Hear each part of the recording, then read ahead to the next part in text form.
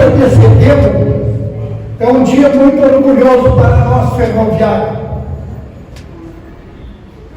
Parabenizo cada um de vocês que dedicaram a vida em prol da classe ferroviária, trabalhando pelo nosso amado ferroviários.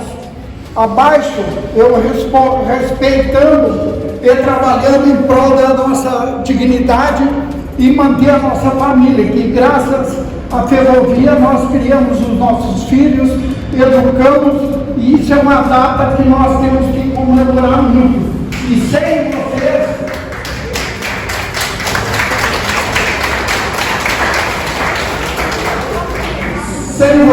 ferroviários, nós não teríamos chegado aos 91 anos dessa entidade. A gente pegou praticamente essa entidade com as portas fechadas.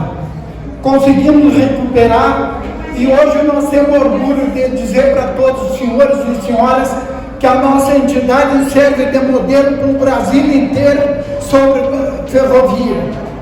Porque nós temos uma condição digna de trabalho, respeitando as hierarquias e sabendo, chegando em tudo quanto é lugar para defender o interesse do ferroviário. Gente, meus parabéns a todos, muito obrigado e que Deus abençoe todos vocês com bastante saúde. Tá bom? Muito obrigado.